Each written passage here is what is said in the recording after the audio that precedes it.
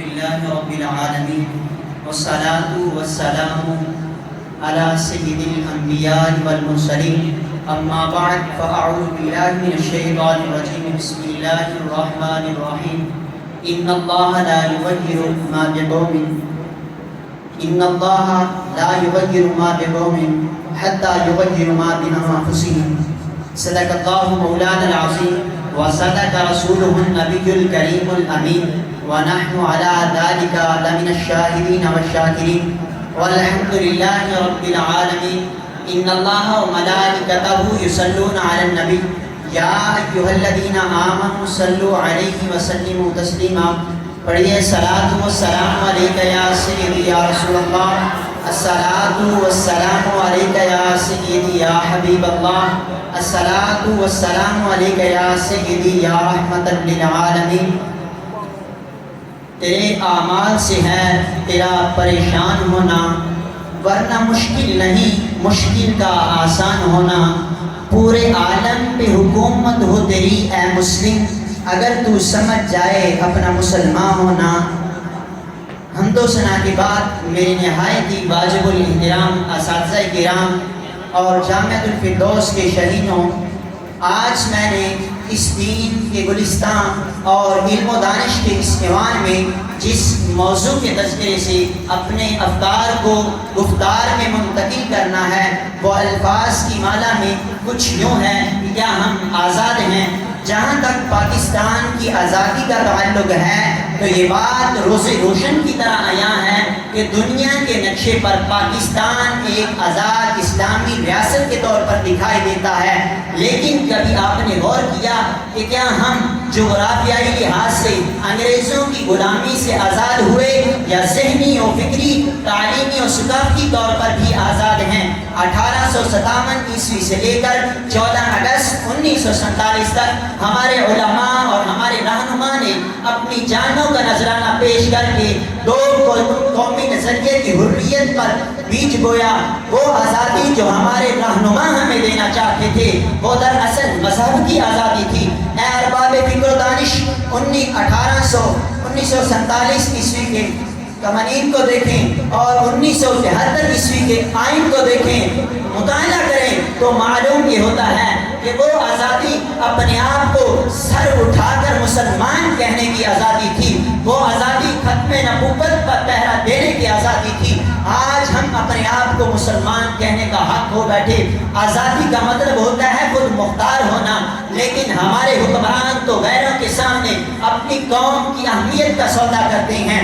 آزادی کا مطلب ہوتا ہے کسی کے تابع نہ ہونا، لیکن جس ملک کا نظام حکومت غیر ملکی تخلیق کریں اور جس ملک کے اندر شراب کی بوتل کو شہد کی بوتل قرار دیا جائے اور جس ملک کے اندر واٹر کولر سے ٹکتے ہوئے گلاس کو بھی زنجیروں سے جگڑا گیا ہو، اس میں کیا آزادی ہوگی؟ ہم آزاد نہیں کہ جب ہمارے کشمیر کے بھائیوں پر ظلم کیا جا رہا تھا تو اس وقت ہم بھارتی مووی سلطان کو پاکستان میں سب سے مقبول ترین بنانے میں مصروف تھے۔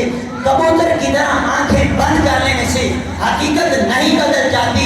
اے صاحبان فکر و دانش، 1947 کے پاکستان میں مسلمان باطل قوتوں کے سامنے سرطان کر کے کہتا تھا کہ لا الہ الا اللہ محمد الرسول اللہ، لیکن آج کا پاکستانی، آج کا مسلم چند کڑک نوٹوں کی کڑکتی آواز کے سامنے اپنا مستقبل بیچ دیتا ہے۔ آج پاکستان میں مسلمان تو ہیں لیکن دور مسلمانی نہیں، قرآن تو ہے لیکن رمز قرآنی نہیں، اذان تو ہے لیکن روح بلالی نہیں، سجدے تو ہیں لیکن نسل حسینی نہیں۔ مصور پاکستان کہتے ہیں، مصور پاکستان فرماتے ہیں کہ واعظ قوم کی وہ پختہ خیالی نہ رہی، واعظ قوم کی وہ پختہ خیالی نہ رہی، برق طبعی نہ رہی، شعلہ مقالی نہ رہی، رہ گئی رسم اذان روح بلالی نہ رہی۔ عزیزان من، آج کے پاکستان میں ادب بکتا ہے، صحافت بکتی ہے، بچوں کی معصومیت بکتی ہے، زبان بکتی ہے، قلم بکتا ہے۔ آج ہمارا قانون غلامانہ، تعلیم غلامانہ، زبان غلامانہ، لباس غلامانہ، یہاں تک کہ کلچر بھی غلامانہ۔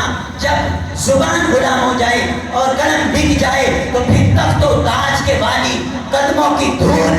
رسوائے عام نظر آتی ہیں۔ مصور پاکستان فرماتے ہیں، قلندر لاہوری فرماتے ہیں کہ اقبال تیری قوم کا اقبال کھو گیا، ماضی تو سنہری تھا مگر حال کھو گیا، ماضی تو سنہری تھا مگر حال کھو گیا، وہ روب و دبدبا وہ جلال کھو گیا، وہ حسن بے مثال وہ جمال کھو گیا۔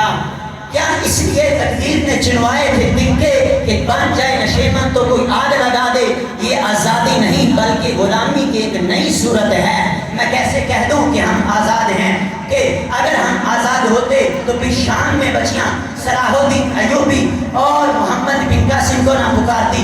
اگر آج ہم آزاد ہوتے تو کشمیر، فلسطین، برما اور شام میں مسلمانوں کا قتل عام نہ ہوتا۔ اے صاحبان فکر و دانش، مجھے کہنے دیجئے کہ ہم آزاد نہیں۔ اگر آج ہم آزاد ہوتے تو پھر ہم اپنے قوانین خود بیان کرتے، خود قوانین پر عمل کراتے۔ آج ہم آزاد نہیں، ہمارا ملک آزاد نہیں بلکہ اسلاف کی امیدوں کا، یہ اسلاف کی امیدوں کا قبرستان ہے اور ننھی گلیوں پہ چبھتے ہوئے کانٹوں کا شبستان ہے۔ اگر آزاد ہوتے تو ہم اپنے قوانین خود بناتے، اگر آزاد ہوتے تو ہم پر ٹیکس نہیں بلکہ زکوٰۃ لاگو ہوتی۔ اگر آج ہم آزاد ہوتے تو 295 کو بار بار تبدیل کرنے کی کوشش نہ کی جاتی۔ اگر آج ہم آزاد ہوتے تو ختم نبوت اور ناموس رسالت کے قوانین پر کمپرومائز نہ کیا جاتا۔ جسم کی زنجیروں کو تو توڑ دیا گیا لیکن ذہن اور کردار آج بھی غلامی میں گزار رہا ہے۔ کہ کیا خوب شاعر نے کہا کہ دبے پاؤں چلتے ہیں، دبے پاؤں چلتے ہیں کہ کوئی جاگ نہ جائے۔ غلامی کے اسیروں کی یہ خاص ادا ہے، غلامی کے اسیروں کی یہ خاص ادا ہے کہ ہوتی نہیں جو قوم حق بات پہ یکجا، اس قوم کا حاکم بھی اس کی سزا ہے۔ السلام۔